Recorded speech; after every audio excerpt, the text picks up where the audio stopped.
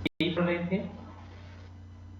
So last class में हम लोग पढ़ रहे थे मेथड ऑफ प्रिपरेशन और इसके बाद हम लोगों ने टेबल ऑफ कंटेंट या क्या इस चैप्टर्स में पढ़ना है इसके बारे में देखा हुआ था।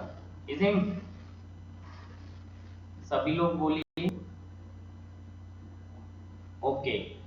सो मेथड ऑफ प्रिपरेशन जिसमें हमने दो मेथड पढ़ भी लिया था। मेथड ऑफ प्रिपरेशन जिससे केवल बोर्ड में ही सवाल पूछे जाते, नहीं पूछने को कहीं भी पूछते, मेजरली वो बोर्ड ओरिएंटेड सब्जेक्ट है इसे। और आवाज आ रही है क्या? Proper voice is audible? कम ज्यादा ऐसा कुछ करना है क्या? प्रॉपर आ रही है? ओके चलिए। सो अब मैं अगर आपसे बात करूं मेथड ऑफ प्रिपरेशन में, टू मेथड्स हम लोगों ने खत्म किया था। वन इज ओजोनोलिसिस और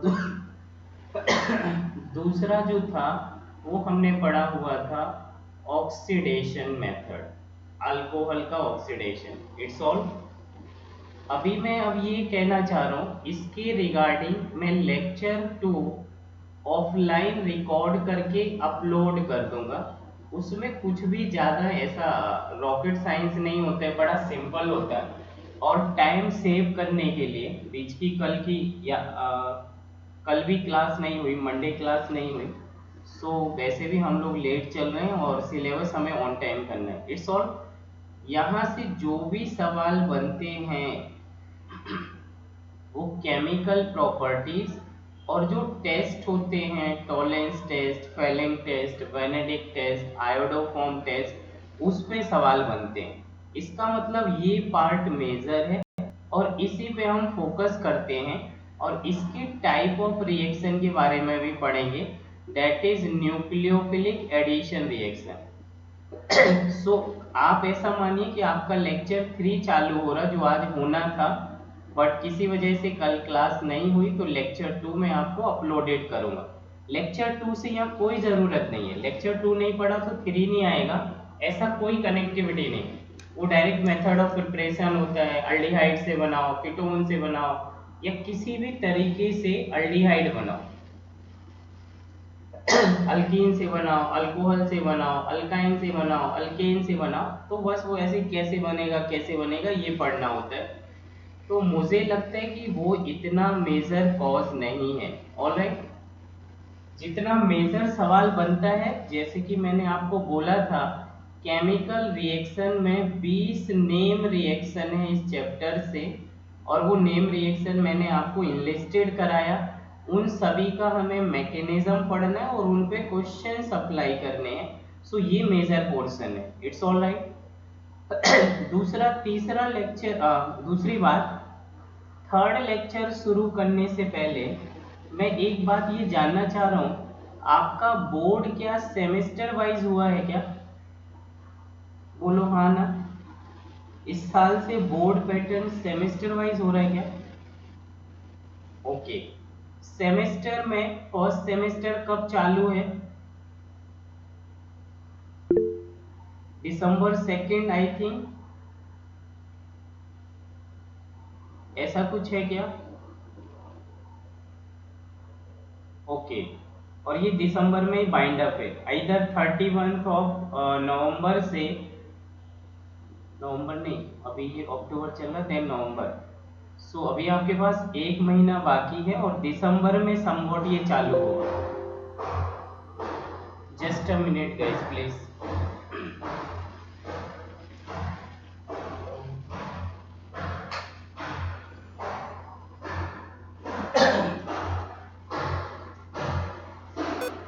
देखिए गाइस,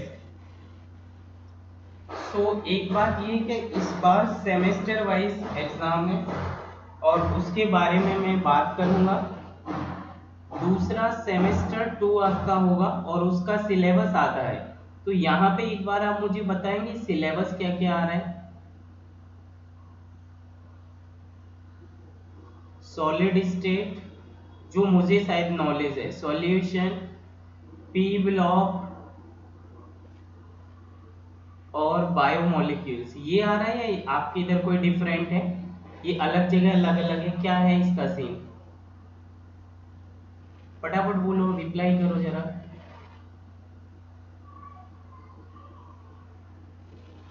बोलिए Rishabh. Alcohol and alkyl halide, yes.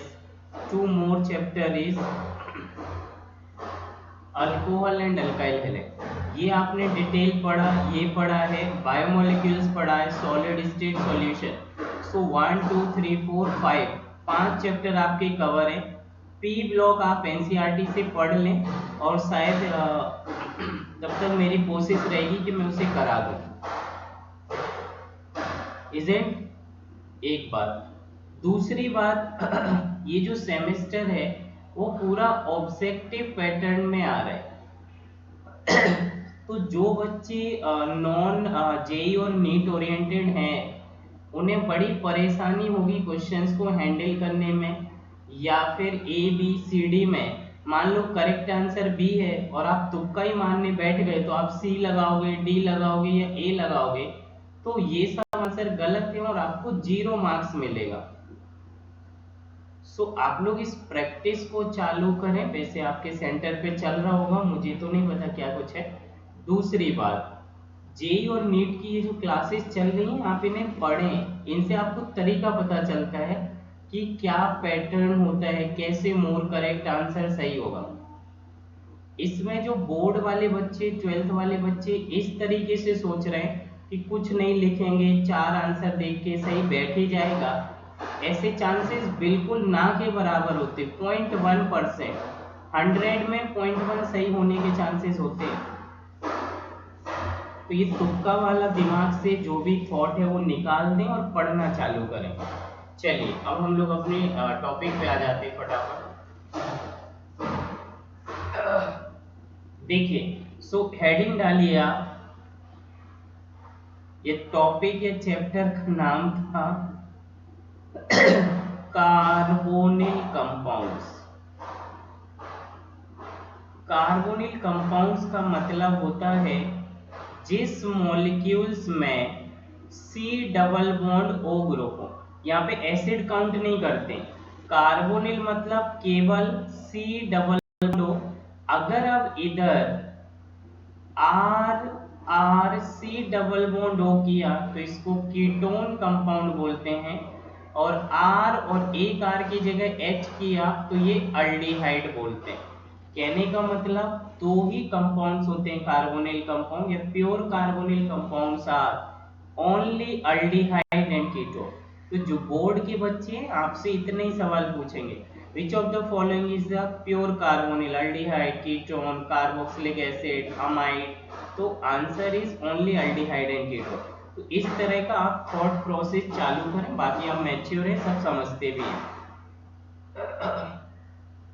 पहला सवाल यहाँ से ये चालू है कि कार्बोनिल कंपाउंड्स जो रिएक्शन देते हैं वो रिएक्शन होती हैं न्यूक्लियोफिलिक एडिशन रिएक्शन। किस तरह की रिएक्शन यहाँ पर होती हैं? केवल nucleophilic addition reaction. Nucleophilic substitution SN1 SN2 ये आपने अल्काइल हैलाइड और अल्कोहल में पढ़ा था। अल्कीन और अल्काइन में आपने इलेक्ट्रोफिलिक एडिशन पढ़ा था, बोलो हाँ ना। बेंजीन में आपने एरोमेटिक इलेक्ट्रोफिलिक सब्स्टिट्यूशन पढ़ा था। सो मेजरली चीजें आप जानते हैं। अभी आपके लिए ये नई रिएक्शन है, that is nucleophilic addition reaction.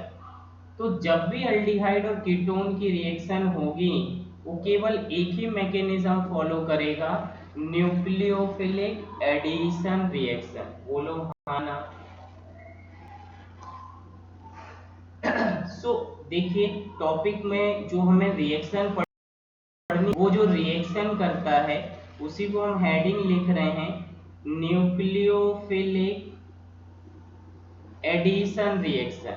तो जब भी न्यूक्लियोफिलिक एडिशन रिएक्शन की बात होगी वो केवल अल्डिहाइड और कीटोन में ही पॉसिबल है, और इसको हम ऐसे लिखेंगे न्यूक्लियोफिलिक एडिशन। जैसे SN में न्यूक्लियोफिलिक सब्स्टिट्यूशन, तो न्यूक्लियोफिलिक एडिशन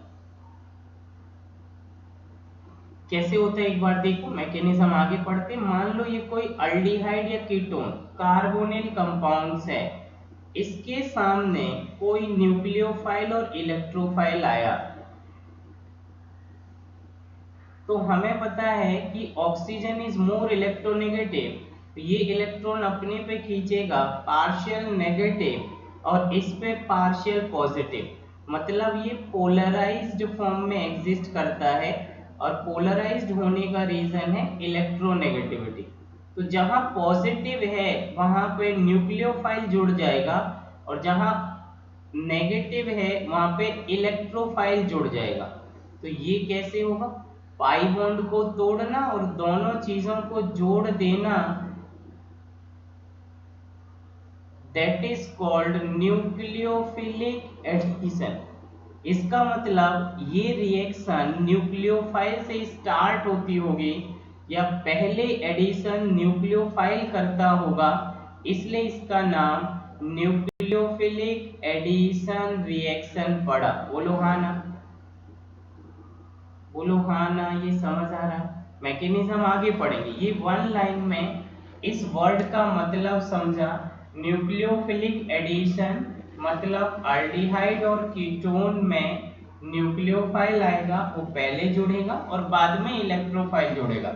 अल्कीन में उल्टा होता था, पहले इलेक्ट्रोफाइल जुड़ता था, बाद में न्यूक्लियोफाइल जुड़ता था, और उसको हम बोलते थे इलेक्ट्रोफिलिक एडिशन।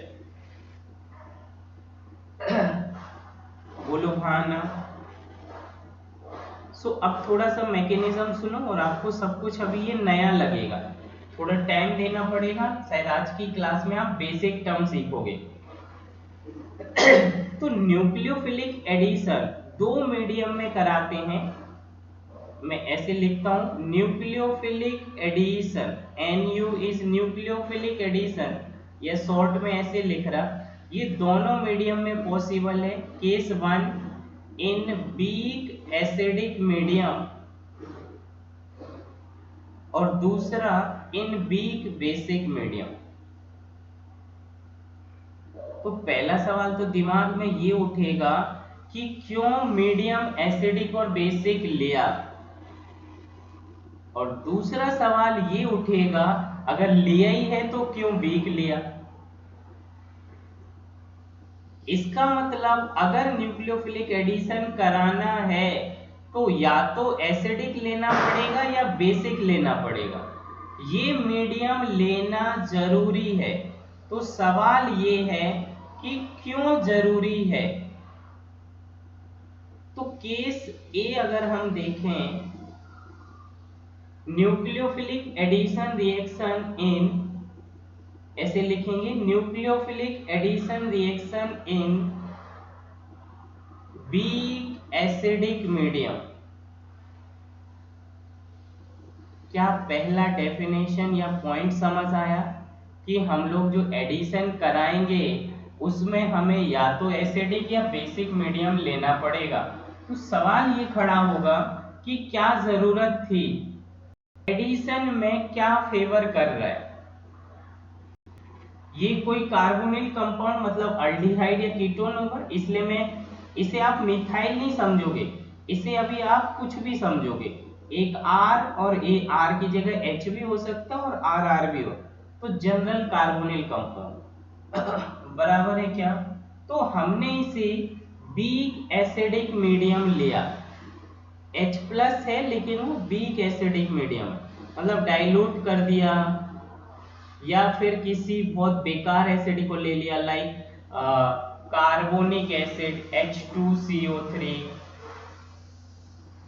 तो सवाल ये है कि वीक या एसिडिक मीडियम इसलिए लिया था ताकि ये एसिड बेस रिएक्शन कर सके। कार्बोनिल के पास जो लोन पेयर ग्रुप है ऑक्सीजन का, वो बेस का काम करे और इससे जुड़े। जैसे ये इससे जुड़ेगा तो ये कैसे हो जाएगा, मेरी बात सुनो। इसने 3 बॉन्ड बना लिए, और ये क्या लिख दिया, इसने 3 बॉन्ड बना लिए, एक पॉजिटिव और ये लोन पेयर। तो अल्टीमेट ये तो बीच का स्टेप है, ये आपको लिखना नहीं है बट सीखना है कैसे हुआ। एक इलेक्ट्रोनेगेटिव पे पॉजिटिव है, इसका मतलब ये इस पाई बॉन्ड को तोड़ने के लिए मजबूर करेगा, और इसने हमें हेल्प किया कि ये कार्बोकैटायन बन सके।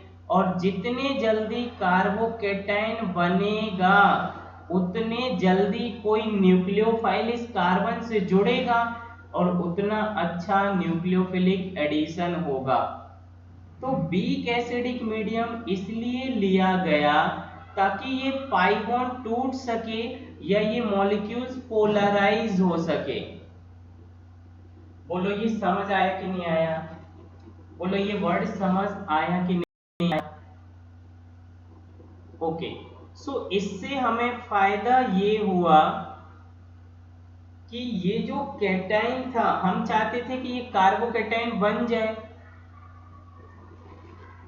नहीं, ऐसा नहीं, स्ट्रॉन्ग वाले का हम डिस्कस करेंगे।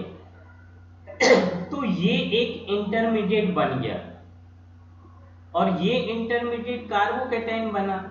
जो कार्बोकैटायन ऑक्सीजन के लोन पेयर से मेसोमेरिक स्टेबलाइज है, इसका मतलब ये ऑलरेडी मोर स्टेबल है। बोलो हाँ ना। अब आपने एक, मैं नोट पॉइंट लिखूंगा अलग से, आपने SN1 रिएक्शन में पढ़ा था कार्बोकैटायन जितना स्टेबल होगा SN1 का रेट उतना अच्छा होगा। बोलो ये शब्द पढ़ा था कि नहीं पढ़ा था? बोलिए हाँ ना। यहां ऐसा नहीं है, यहां उल्टा है। अगर कार्बोकैटायन ज्यादा स्टेबल हो गया तो क्या बोलते, न्यूक्लियोफिलिक एडिशन का रेट डिक्रीज कर जाएगा। बोलोगे ये तो आज उल्टा पढ़ाने लगे, आज तक तो चिल्लाते थे कि जितना ज्यादा स्टेबल इंटरमीडिएट होगा कार्बोकैटायन होगा, रेट उतना अच्छा होगा, उतना ज्यादा होगा, उतने जल्दी होगा। आज तो उल्टा करने लगे। मेरी बात समझ पा रहे हो मैं क्या बोल रहा हूं? बोलो यहां तक इतना समझ आया कि नहीं?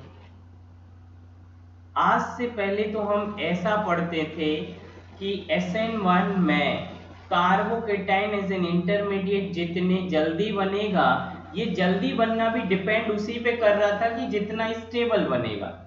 यहां पे मैं बोल रहा हूं कार्बोकैटायन एज एन इंटरमीडिएट जितना स्टेबल बनेगा उतना रेट बेकार होगा। कहीं ना कहीं तो ये भी समझ आ रहा है, क्योंकि मान लो अगर मैं इसका रेजोनेंस करा के स्टेबल करा दूं तो मैं ये बोलूं कि इस बार तो कार्बन पे पॉजिटिव ही नहीं है। जब ये पॉजिटिव नहीं है तो किसी न्यूक्लियोफाइल से जुड़ेगा नहीं, और जुड़ेगा नहीं तो रेट 0 हो गया। तो एक तरफ तो ये भी समझ आ रहा कि हाँ जैसा बोल रहे वो भी सही बोल रहे, लेकिन हमें दो दो चीजें क्यों सिखाई जा रही? हमें तो फाइनली एक कंक्लूजन सिखाया जाए कि क्या इंटरमीडिएट्स का स्टेबिलिटी का रेट से कोई लेना देना नहीं है। लेकिन ऐसा तो नहीं है, केमिकल काइनेटिक्स भी आपने पढ़ लिया है और उसमें भी यही देखा कि रेट तो directly proportional to the stability of product ही है। बोलो हाँ ना। कुछ कुछ यहाँ तो उल्टा सीधा होने लगा, मतलब दिमाग में कुछ कुछ सवाल उठने लगे। बोलो हाँ, कुछ समझ आ रहा है कि नहीं? अब आप सोचिए जरा, रीजन बताइए, रीजन ये बताइए कि स्टेबिलिटी अगर बढ़ गई, सिंपल सोचिए, अगर स्टेबिलिटी बढ़ गई मतलब ये पॉजिटिव खत्म हो गया, ये पॉजिटिव खत्म हो गया तो ये न्यूक्लियोफाइल से जुड़ेगा। जब ये न्यूक्लियोफाइल से जुड़ेगा नहीं तो इसका न्यूक्लियोफिलिक एडिशन का रेट घट जाएगा। ठीक है, अगर रेट बढ़ाना है तो आप बोल दो कि अनस्टेबल है।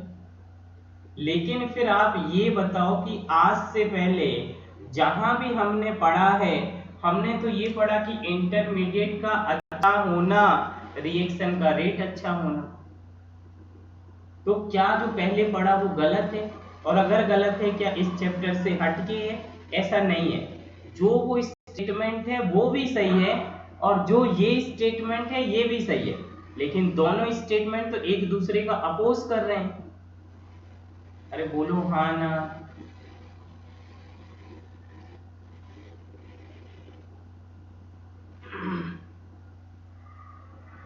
तो अभी मेरी बात सुनो ध्यान से। कार्बोकेटाइन का स्टेबल होना, SN1 में लिख के पढ़ा देता हूं ताकि कंफ्यूजन ना हो। कार्बोकेटाइन का स्टेबल होना, इससे दो तीन मीनिंग निकलते हैं कि रिएक्शन का रेट इंक्रीज हुआ, रिएक्शन का प्रोडक्ट ज्यादा बनेगा, रिएक्शन जल्दी होगी, रिएक्शन अच्छी होगी। बोलो हाँ ना, क्योंकि उसका इंटरमीडिएट स्टेबल आपने बना दिया। लेकिन ऐसा बोलने का रीजन ये है क्योंकि जिस स्टेप में ये कार्बोकेटाइन बन रहा है वही स्टेप आरडीएस है। तो अगर intermediate RDS rate determining step में ही बना तो फिर आप बोलोगे कि जितना स्टेबल है उतना सब कुछ अच्छा है। लेकिन लेकिन लेकिन लेकिन दोबारा सुनो, यहां जो कार्बोनिल कंपाउंड्स है ये बॉन्ड मान लो ऐसे पोलराइज हुआ, ये कार्बोकेटाइन बना, एक वीक मीडियम में आपने ये पोलराइज, ये तो मैंने अपने हाथ से लिखा, ऐसा तोड़ दिया, लेकिन इसको तोड़ने के लिए हम लोग वीक एसिड डाल देते हैं ताकि ये लोन पेयर इससे चिपके तो ये पाई बॉन्ड पीछे से टूट जाए। और ये आरडीएस स्टेप नहीं है। जब ये आरडीएस नहीं है तो ये स्टेबल बने या अनस्टेबल बने, ये रेट डिटरमाइनिंग स्टेप है ही नहीं। रेट डिटरमाइनिंग स्टेप तो ये है कि न्यूक्लियोफाइल कितने ज्यादा जुड़े, कितने जल्दी जुड़े और कैसे जुड़े। अरे बोलो कुछ कुछ तो बोलो, समझ आया कि नहीं आया? न्यूक्लियोफाइल का जुड़ना इज रेट डिटरमाइनिंग स्टेप। तो जिस स्टेप में न्यूक्लियोफाइल जुड़ रहा है उसके अकॉर्डिंग रेट डिसाइड किया जाएगा। तो ये तो यही चाह रहा कि इसको जितने ज्यादा इलेक्ट्रॉन की डिमांड होगी, मतलब खुद पे जितना ज्यादा पॉजिटिव होगा उतने ज्यादा इलेक्ट्रॉन की डिमांड करेगा, उतने ज्यादा न्यूक्लियोफाइल को इनवाइट करेगा। तो हम चाहते कि ये कैटाइन उतना ज्यादा अनस्टेबल हो, जितना ज्यादा कैटाइन या कार्बन पे पॉजिटिव चार्ज का मैग्नीट्यूड जितना ज्यादा होगा न्यूक्लियोफाइल उतने ज्यादा जुड़ेंगे, और जितने ज्यादा जुड़ेंगे प्रोडक्ट उतना ज्यादा मिलेगा। तो रेट डिटरमाइनिंग तो न्यूक्लियोफाइल के जुड़ने पे डिपेंड कर रहा। इसका मतलब ये अनस्टेबल बने या स्टेबल बने, जब वो रेट डिटरमाइनिंग स्टेप है ही नहीं तो हम वहां तो रेट के बारे में कोई बात नहीं करेंगे। या ऐसे बोलेंगे न्यूक्लियोफिलिक एडिशन रिएक्शन में कार्बन पे पॉजिटिव एज अ कैटाइन जितना अनस्टेबल होगा न्यूक्लियोफिलिक एडिशन रेट उतना ज्यादा होगा। बोलो ये वर्ड समझ आए कि नहीं? बोलो are you convinced till, are you getting the answer till? दोबारा लिखो ये दोनों पॉइंट आप लोग इसी नोटबुक में इसी पेज पर पहले कहानी SN1 के बारे में लिखोगे, दो चार सेंटेंस हिंदी अंग्रेजी में। SN1 में कार्बोकेटाइन जो बनता है वो RDS में बनता है रेट डिटरमाइनिंग, इसलिए इसका स्टेबल होना जरूरी है और जितना स्टेबल होगा रेट उतना ज्यादा होगा। लेकिन न्यूक्लियोफिलिक एडिशन में जो कार्बोकेटाइन बनता है वो रेट डिटरमाइनिंग स्टेप है ही नहीं। तो हम खुद चाहते कि ये जितना अनस्टेबल बने उतने ज्यादा न्यूक्लियोफाइल जुड़े, और जितने ज्यादा न्यूक्लियोफाइल जुड़ेंगे वही केवल रिएक्शन के रेट को डिसाइड करेगा। बोलो हाँ ना। अभी कंफर्मेशन हुआ, अभी कन्विंस्ड हुए आंसर से। तो अगर कहीं स्टेटमेंट ऐसा लिखा हो, stability of carbocation is more, rate of reaction is more, is wrong statement. वो बात सही है फॉर सब्स्टिट्यूशन, लेकिन वो बात गलत है फॉर न्यूक्लियोफिलिक एडिशन। तो अगर वो स्पेसिफिक करे एग्जामिनर, SN1 का रेट ज्यादा बिकॉज कैटाइन ज्यादा स्टेबल, 100% सही है। लेकिन carbocation is more stable in carbonium compound या carbonyl compound is more rate, is wrong statement. I think now everybody clear with the point. Yes, no, okay, that's all right.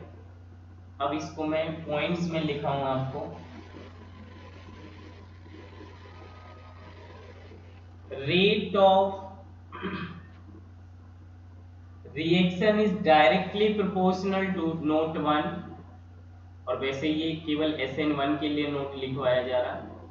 Rate of reaction is directly proportional to stability of carbocation when this carbocation is formed in RDS step. For nucleophilic addition, rate of reaction is directly proportional to carbocation is wrong statement। या ऐसे बोल सकते हैं inversely proportional to positive charge at carbon, क्योंकि जितना unstable होगा उतने ज़्यादा ही न्यूक्लियोफाइल को डिमांड करेगा, और जितने ज़्यादा न्यूक्लियोफाइल जुड़ेंगे उतना अच्छा रेट होगा। बोलिए हाँ ना। मेरे हिसाब से अब आप समझ गए, तो इसको मैं समराइज करूं। Rate of reaction depend on attacking of nucleophile at carbocation. Rate of nucleophilic addition is directly proportional to attacking of nucleophile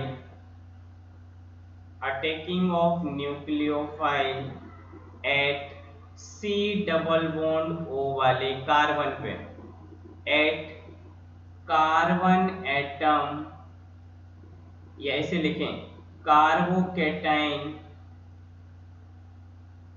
in carbonyl compound. बोलो ये अंग्रेजी समझ आ रही है क्या? कुछ भी टफ नहीं बता रहा हूँ, बड़ी सिंपल फॉर्म में ही बता रहा हूँ। समझ आ रहा है क्या लिख रहा हूं मैं, क्या मीनिंग है इन लाइंस का? एक बात, दोनों ही बड़े इंपॉर्टेंट पॉइंट हैं। Rate of nucleophilic addition is inversely proportional to crowding बोले या steric hindrance at carbonyl carbon पे जितना कम हिंड्रेंस होगा रेट उतना ज्यादा होगा। स्क्रीनशॉट करो जरा, इन दो पॉइंट को हम समराइज करते हैं, एक्सप्लेन करते हैं आगे। हम लोग 10 से 12 रिएक्शन संडे तक खत्म कर लेंगे। 2 से 3 रिएक्शन पर डे होगा, केवल जो बड़ी बड़ी नेम रिएक्शन होंगी वहां पे टाइम लगेगा।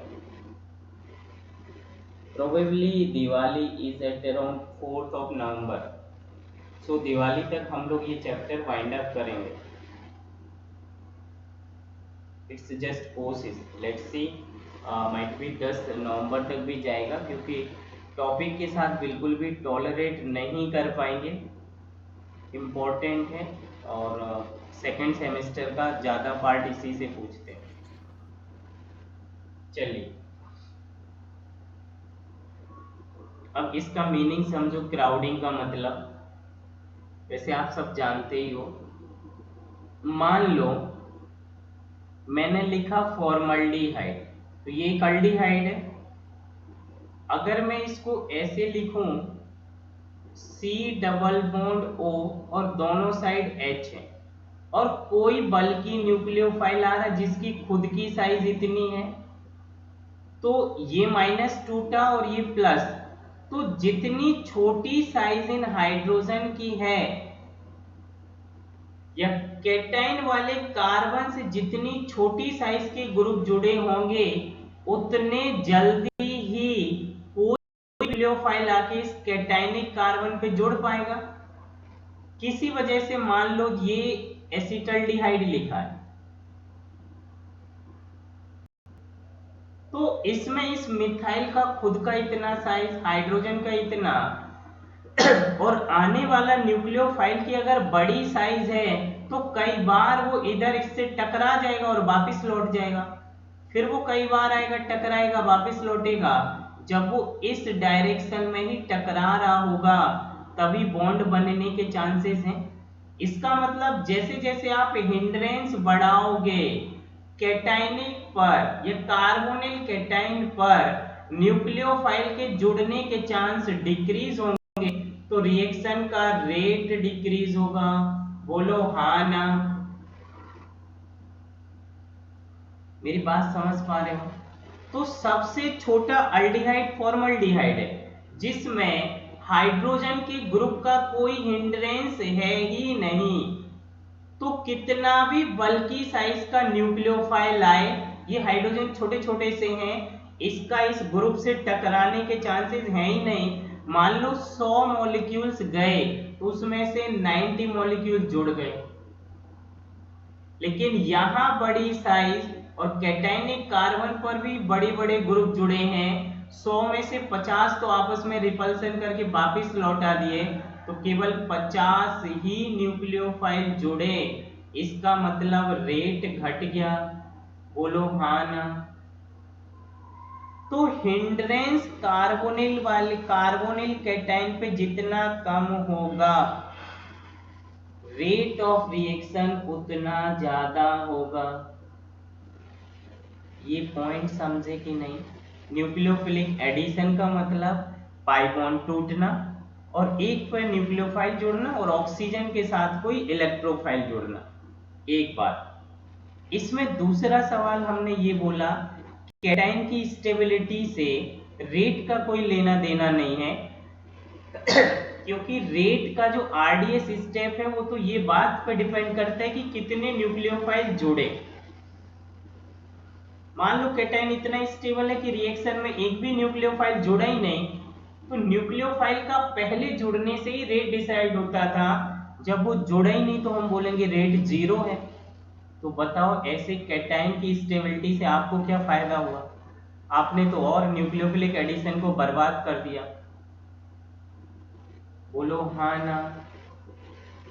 बोलो हाँ ना? समझ आया कि नहीं एवरीबॉडी? ऑल राइट, यहाँ तक सभी लोग समझे। अब तीसरा सवाल जो उठ रहा था क्यों वीक एसिडिक मीडियम लिया? मीडियम अगर एसिडिक लिया तो वीक एसिडिक मीडियम क्यों लिया?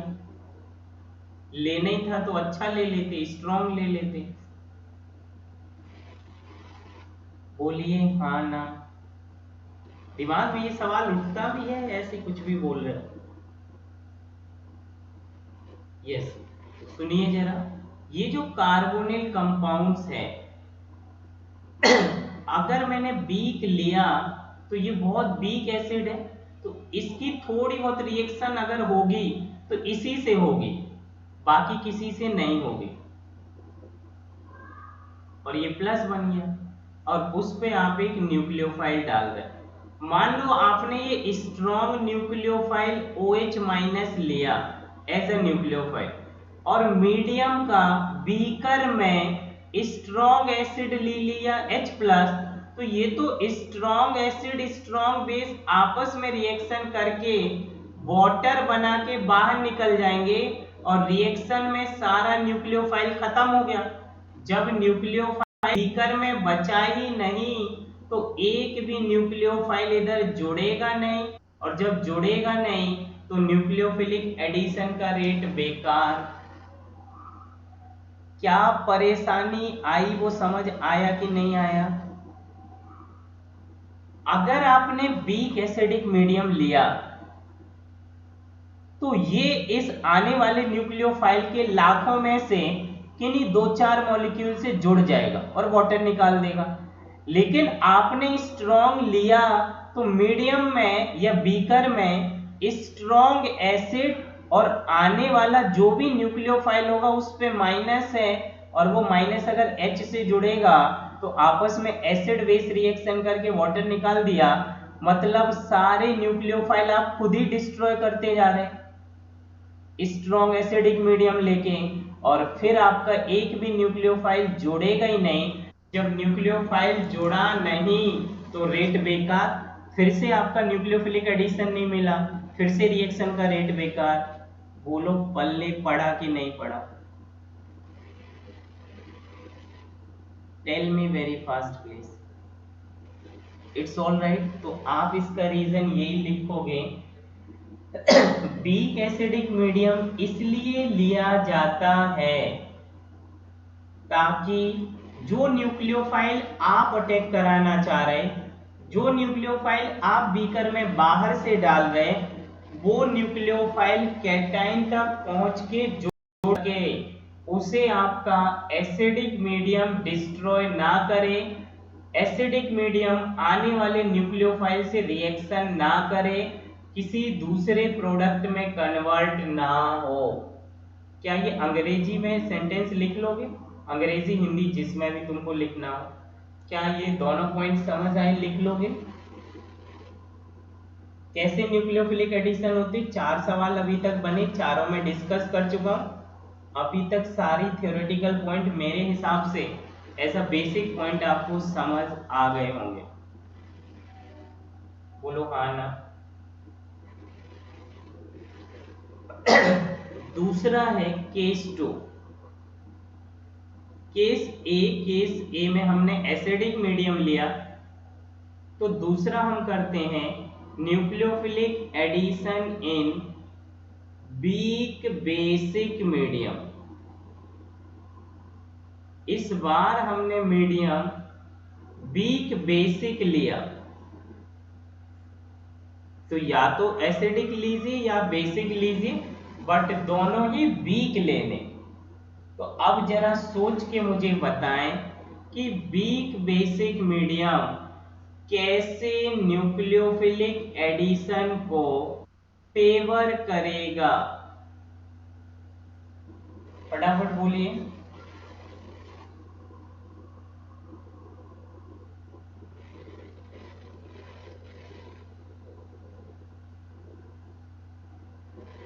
कुछ दिमाग में आ रहा है तो बोलिए।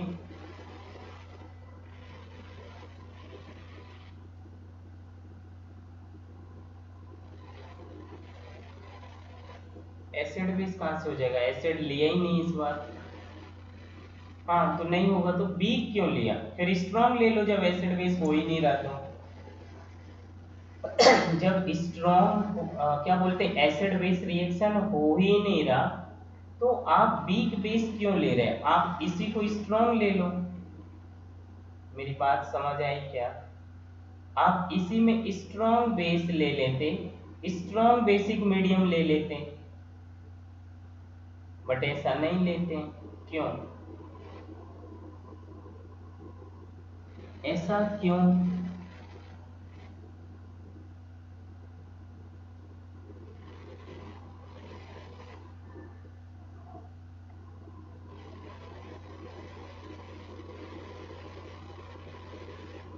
कुछ बच्चे इसमें ऐसे हैं जो डेली फुल टाइम मैसेज करते हैं, सर क्लास होगी, 4 बजे उठ के क्लास होगी, 2 बजे क्लास होगी, 10 बजे क्लास, और खुद क्लास ज्वाइन नहीं करते।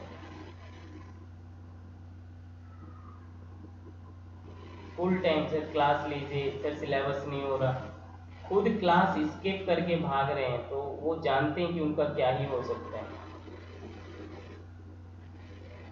टॉपर एटीट्यूड ऐसे हो ही नहीं सकते। इवन सेलेक्टेड स्टूडेंट का इस तरह का बिहेवियर इज नॉट टॉलरेटेड। चलिए, no issue, it's up to you what you want. काम की बात सुनो जरा, बोलिए फटाफट।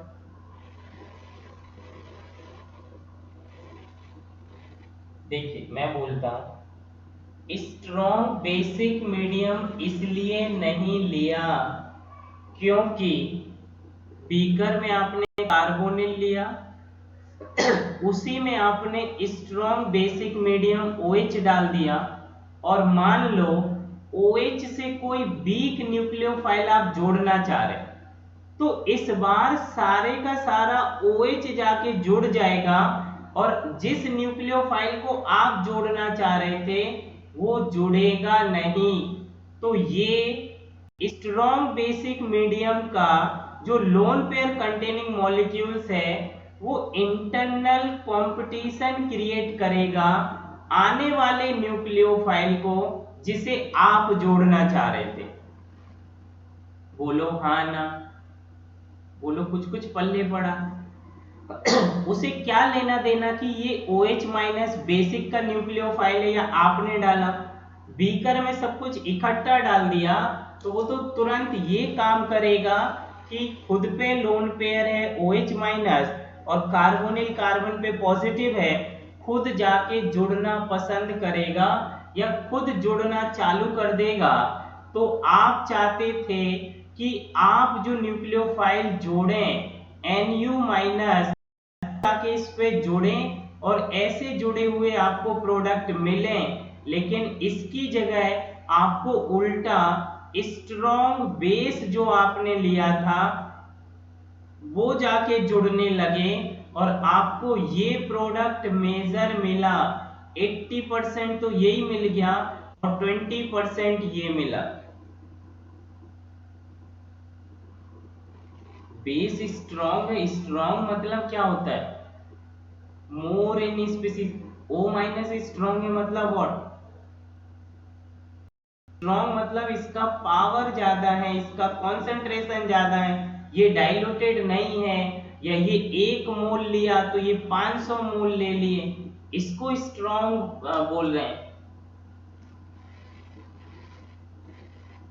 या इसकी डोनेशन पावर फास्ट है कंपैरेटिवली टू आने वाले न्यूक्लियोफाइल, इसलिए ये जल्दी जुड़ेगा, इसलिए इसको स्ट्रॉन्ग बेस बोला।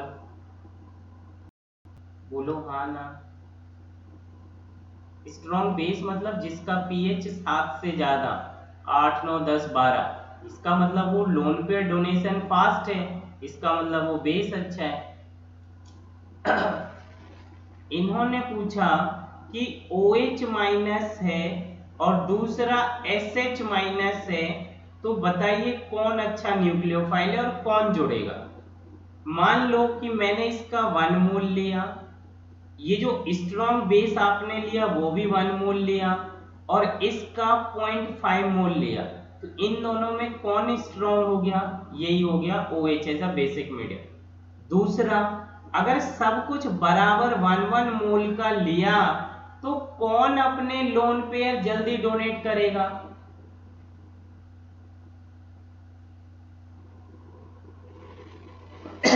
बोलो प्रभु, कुछ तो बोलो।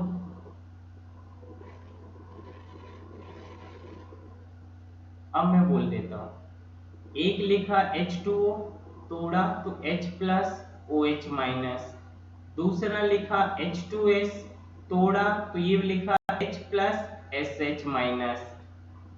तो जिसका नेगेटिव एनाइन कॉन्जुगेटेड बेस जितना ज्यादा स्टेबल होगा,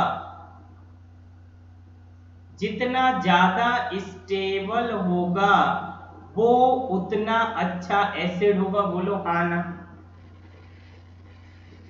पहले एसिड बताओ, मोबाइल रखे हो pH चेक करके बताओ, कुछ भी बताओ, केवल रट्टा मार पढ़ाई मत करो। You have few second again. और बाकी ये एसिड बेस में पढ़ा के आया, मैंने तो शायद आपके यहाँ एसिड बेस नहीं पढ़ाया, लेकिन फिर भी आप देख के बताओ, इसमें कोई बड़ी साइंस नहीं पूछ लिया आपसे। तुरंत मुझे बताइए which is more stable, SH minus और OH माइनस, यह कौन सा फैक्टर स्टेबिलिटी को डिसाइड करेगा? इलेक्ट्रोनेगेटिविटी ऑफ ऑक्सीजन और size of sulphur. Which factor is dominant and why it is? कुछ भी मत बोलो, एक बार मैं बोल रहा कि चेक करो।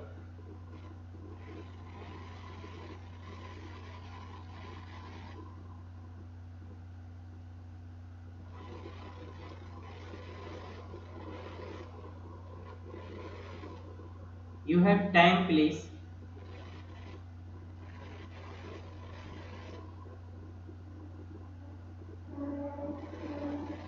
Fast, please, fast.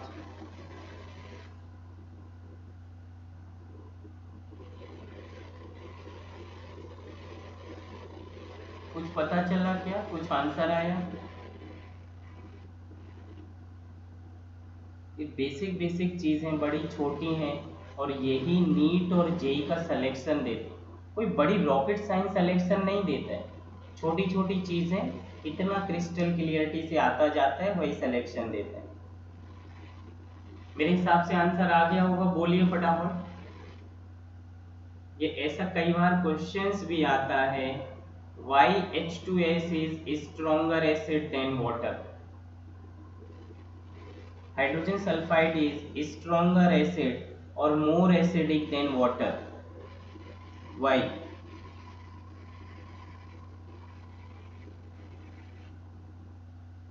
बोलिए फटाफट। आपको कैसे ही बताया, कम से कम 10 तरीके से ये आंसर बताया। अब इधर देखो जरा फटाफट, ये 1s है और ये ऑक्सीजन का 2p ऑर्बिटल, स्ट्रॉन्ग बॉन्डिंग है। स्ट्रॉन्ग बॉन्डिंग है तो ये बॉन्ड जल्दी टूटेगा नहीं, टूटेगा नहीं तो जल्दी H प्लस मिलेगा नहीं, जल्दी मिलेगा नहीं तो एसिड बेकार। दूसरा, ये HSH, ये 1s है, ये 3p है, यहाँ पर एनर्जी डिफरेंस बहुत ज्यादा है, ये बॉन्ड वीक है, ये बॉन्ड जल्दी टूटेगा, या इनकी ओवरलैपिंग अच्छी नहीं है, तो ये H प्लस जितने ज्यादा देगा तो एसिड अच्छा। तो या तो इस बॉन्ड डिसोसिएशन एनर्जी या एंथैल्पी के टर्म्स में बोलो, या फिर ऐसा रट्टा ही मार जाते हो कि सल्फर पे this negative anion is more stable. अगर ये मोर स्टेबल है मतलब ये बेकार बेस, बेकार कॉन्जुगेटेड बेस है, तभी तो ये अच्छा एसिड हुआ। तो जब ये बेस बेकार है तो फिर इसका न्यूक्लियोफिलिक सब्स्टिट्यूशन भी क्या बोलते हैं, इसका न्यूक्लियोफिलिक एडिशन भी बेकार हो जाएगा। बोलो पल्ले पड़ा कि नहीं, ये ऐसे कुछ भी पूछ लिया। ऋषभ बोलो समझ आया कि नहीं? तो अगर आप चाह रहे थे, देखो खोपड़ी खाली है तुम लोगों की, सल्फर थर्ड पीरियड का एलिमेंट है, मान लो इस पे एक नेगेटिव आया तो इतनी बड़ी साइज में डीलोकलाइज है, तो पर यूनिट चार्ज डेंसिटी घट गया, इसका मतलब स्टेबल हुआ। ऑक्सीजन की साइज छोटी है, यही ऑक्सीजन की साइज है, तो इस पे नेगेटिव रखना डिफिकल्ट है कंपैरेटिवली टू सल्फर। या मेरी बात सुनो, अगर आप ग्रुप वाइज बात करते हैं, जैसे H2O है H2S है, या ऐसा कुछ भी लिखा है, तो वैसे ये एसिड बेस में आपको पढ़ाया जाता है कि एक एसिडिक बेसिक फैक्टर एसिड अच्छा है या बेस अच्छा है, वो पहला फैक्टर इलेक्ट्रोनेगेटिविटी है और दूसरा साइज है, और फिर ये नोट लिखाया जाता है साइज से आंसर डोमिनेंट है over electronegativity, stability of anion due to size is better than electronegativity।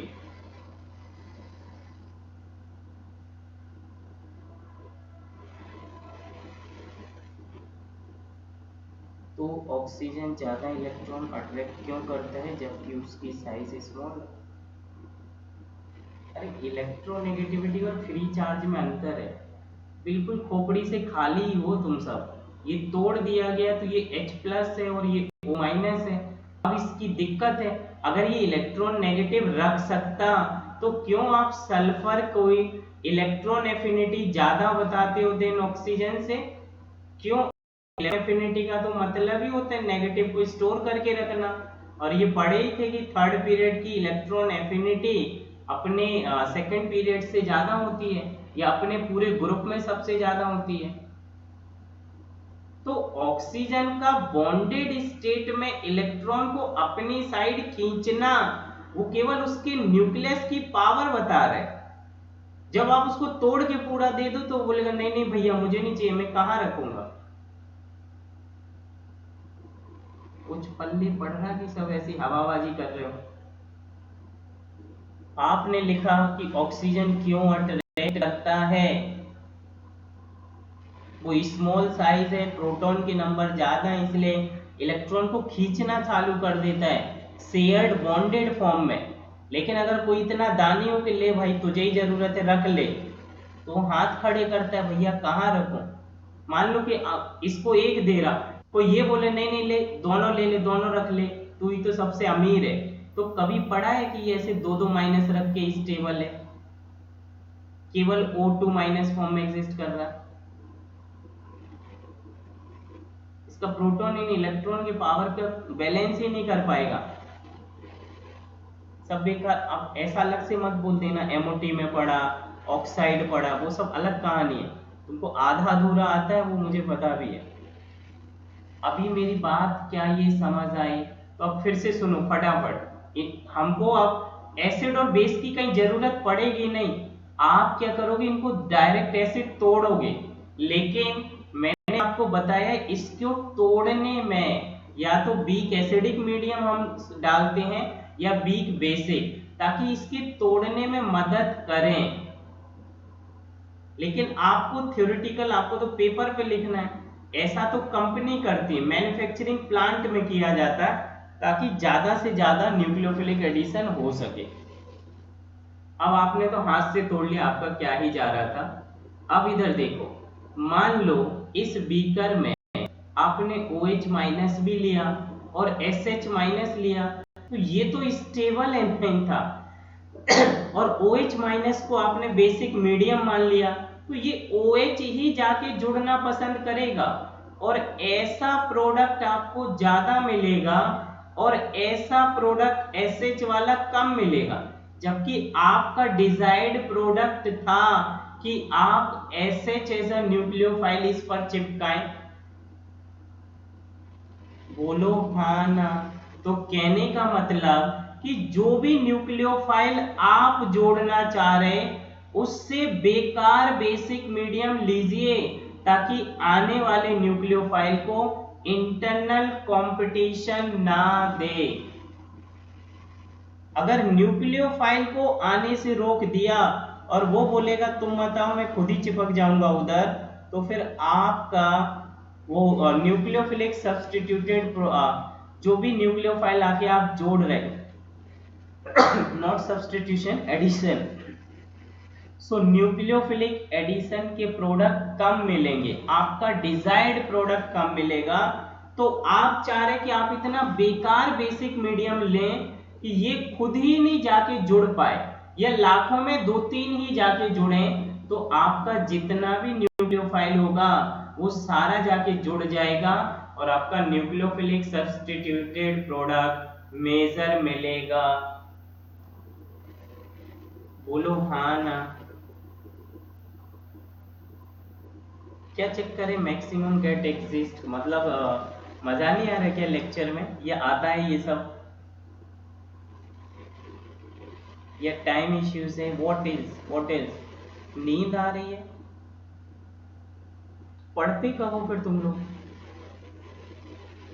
9 बजे अगर तुमको नींद आ रही है तो पढ़ते कब हो?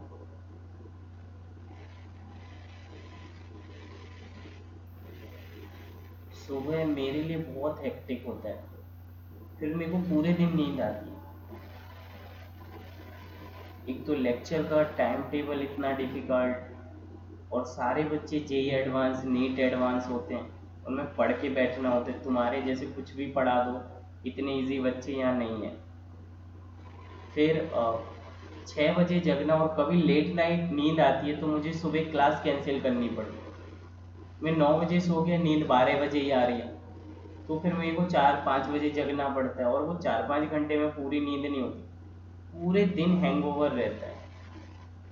तो आप मैनेज करो कि 8 से 9 क्लास में, आप लोग सोते भी तो 10-11 बजे ही हो गए। बोलो हाँ ना। जी सर।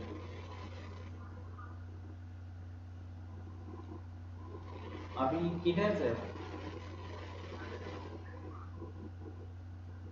क्लास ले रहा हूँ मैं, अभी करता हूँ बात 5 मिनट। नहीं नहीं, आप आइए पहले, इधर ही आइए। ओके। हाँ, समझ आए क्या बोल रहा हूँ मैं? ऐसा मत करिए, 2-4 पढ़ रहे हो मतलब आप अपना खुद का लॉस कर रहे हो। जिस दिन क्लास 6 से पॉसिबल होगी मैं आपको चेंज करूँगा टाइम। आप ग्रुप बना लीजिए जिसमें सारे बॉयज़ इकट्ठे रहें, सो दैट आपको सभी को मैसेज कंफर्म हो जाए, और गर्ल्स इंडिविजुअल ग्रुप बना के मुझे मैसेज करें इकट्ठा। बाकी मेरा और कोई दूसरा कंसर्न नहीं है।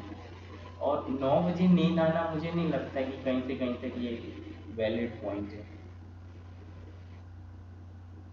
आप जागते तो फिर भी, अब आपकी कोचिंग शायद 8-9 बजे चालू होती है, तो आप सुबह 7 बजे जा सकते हो और रात को 12 से 1 बजे तक पढ़िए।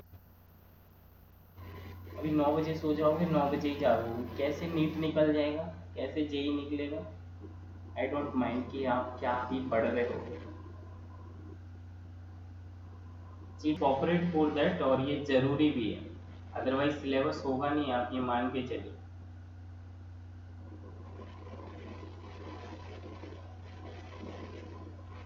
देखिए, rate of nucleophilic addition, 3-4 point हम पढ़ चुके हैं, उसी में हम लिख रहे हैं। Rate of nucleophilic addition is directly proportional to amount of positive charge, amount of positive charge at carbonyl carbon। Carbonyl carbon इसको पढ़ते हैं, कार्बोनिल कार्बन पे पॉजिटिव चार्ज जितना होगा उतने ज्यादा न्यूक्लियोफाइल आके चिपक जाएंगे, जुड़ जाएंगे, रेट उतना अच्छा होगा, क्योंकि इस पर न्यूक्लियोफाइल का जुड़ना ही रेट डिटरमाइनिंग स्टेप है। अब इस पे जीओसी में सवाल पूछे थे इसी टॉपिक पर, रेट ऑफ न्यूक्लियोफिलिक एडिशन का ऑर्डर बताइए। Option A is formaldehyde, option B is acetaldehyde, option C is propane propanaldehyde. बोलो हाँ ना। टॉपिक मैंने कवर करा दिया और आपको आना चाहिए, 2011 नीट में आया।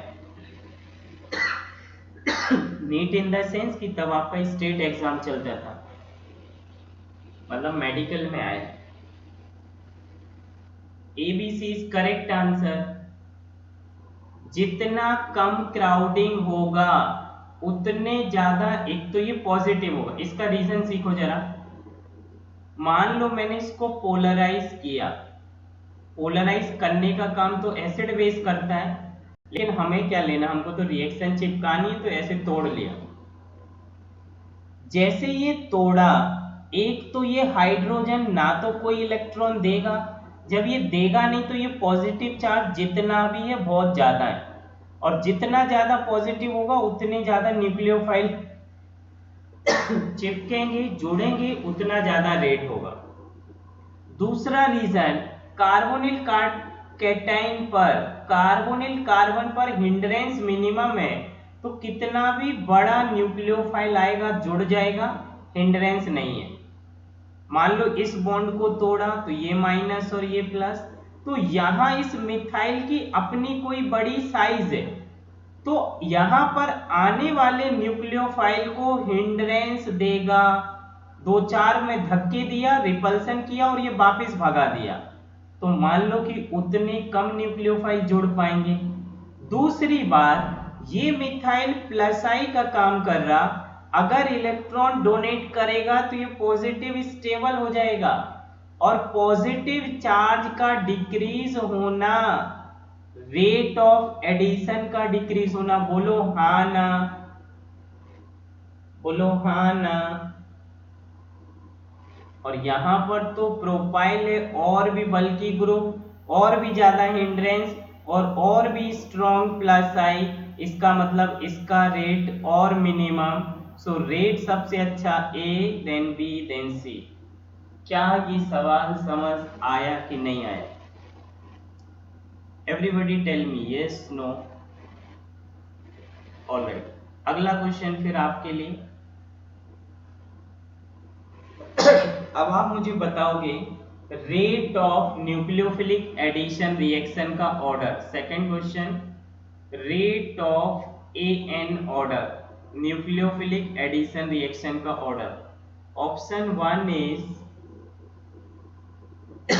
एसिटल्डिहाइड, ऑप्शन बी इज एक क्लोरीन जोड़ दिया, एक एच हटा के फिर से क्लोरो एसिटल्डिहाइड, इधर दो क्लोरीन जोड़ दिया, डाइक्लोरोएसिटल्डिहाइड, और डी इज ट्राइक्लोरो एसिटल्डिहाइड।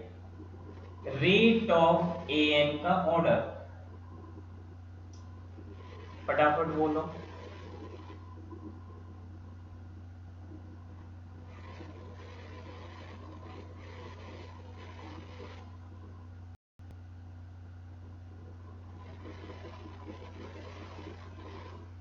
जी बोलिए प्लीज।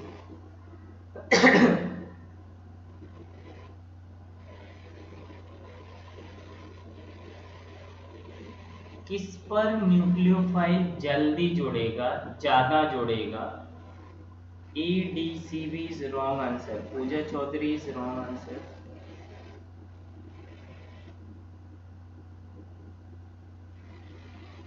हिंदी प्रॉब्लम तो नहीं है ना? हिंदी तो समझते हो आप लोग?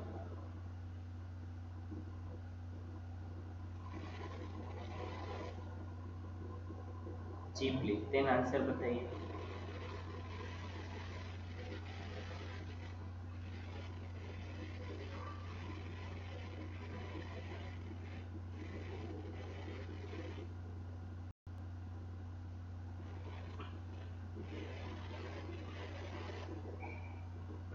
DCBA is correct answer.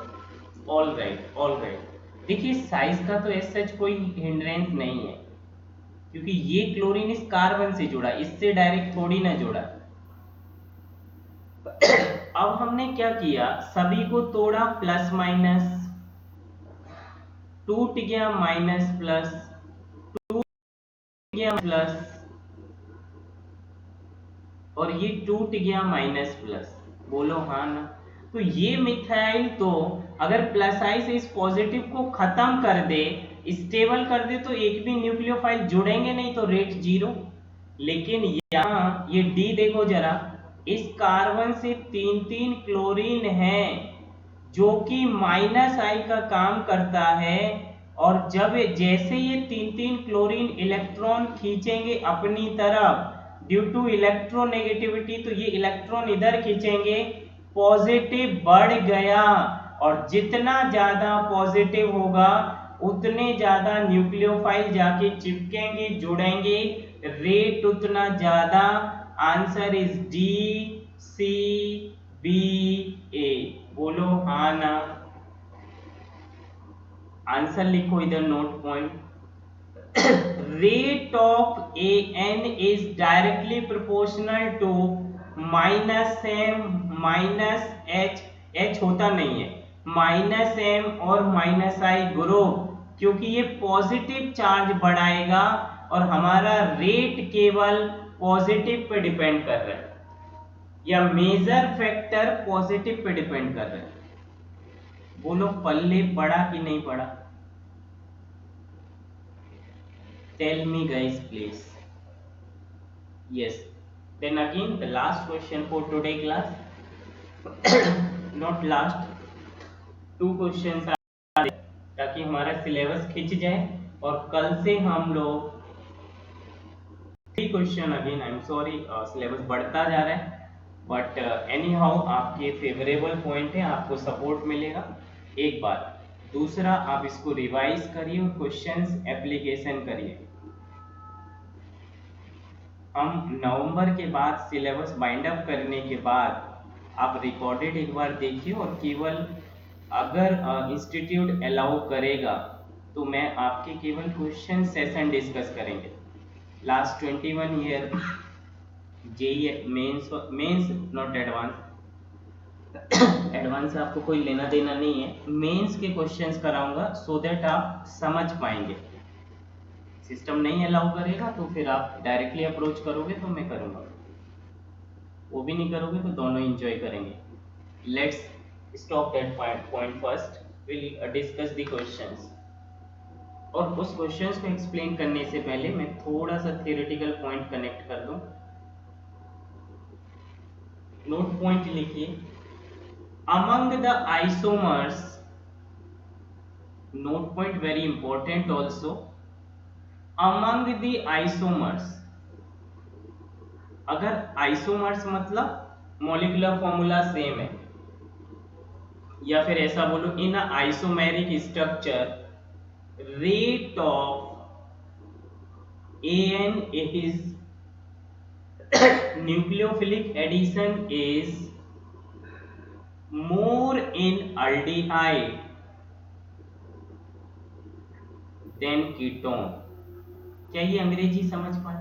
मेरी बात सुनो, अगर मैंने लिखा CH3 CH2 C double bond O is aldehyde, इतने ही कार्बन का CH3 C double bond O CH3, 3 carbon 6 hydrogen 1 oxygen, 3 carbon 1 2 3 3 2 5 1 6 hydrogen 1 oxygen. तो अल्डिहाइड का रेट मैं ज्यादा बोल रहा हूं, और हमेशा आइसोमेरिक फॉर्म में अल्डिहाइड का रेट ज्यादा होगा देन कीटोन से। रीजन बताओ क्यों ये कीटोन होगा? तो क्योंकि इसमें दो दो प्लस आई है, इसलिए इस पॉजिटिव को बर्बाद करेगा, और हिंड्रेंस भी दोनों साइड से है। कहने का मतलब कि इस पर 50% ऊपर से मिथाइल स्पेस घेर लेगा और 50% नीचे से। तो मान लो कि आने वाला न्यूक्लियोफाइल अगर इधर से आया तो वो तो इस कार्बन तक पहुंचेगा ही नहीं, और जब यहां तक पहुंचेगा नहीं और बॉन्ड नहीं बनाएगा तो न्यूक्लियोफिलिक एडिशन का रेट 0। इधर एक ही साइड से हिंड्रेंस लग रहा है, बट दूसरी साइड से, नीचे की साइड से तो स्पेस खाली है।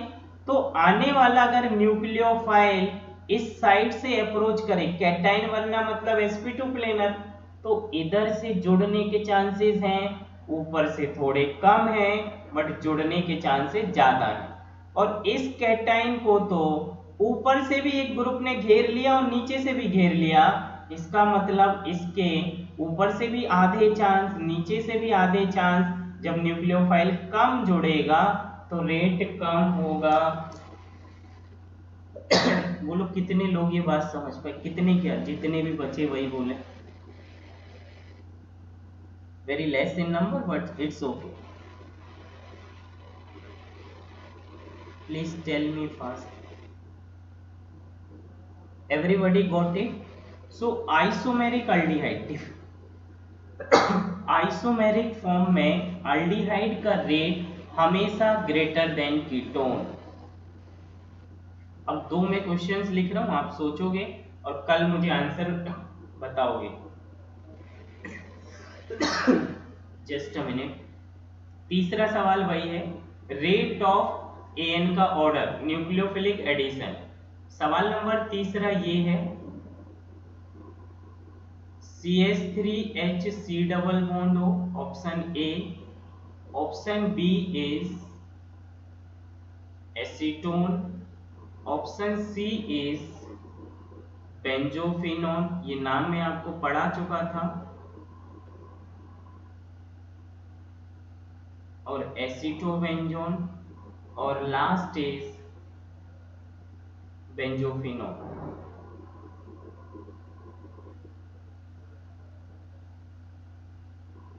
चारों में आप एन का ऑर्डर बताओगे, and the very last is an order.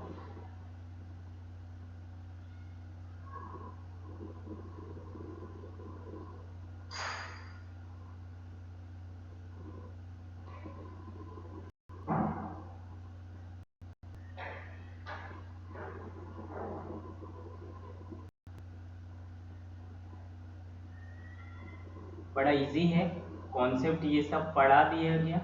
मैं चाहूँगा कि आप सब थोड़ा सा अपना दिमाग यूज़ करें, टाइम निकालें और पढ़ें।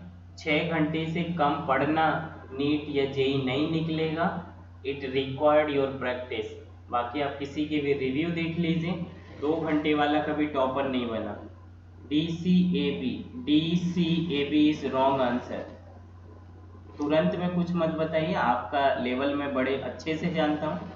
ऑनलाइन आपकी बेइज्जती होती है, इसलिए आप टाइम लेके बताएं।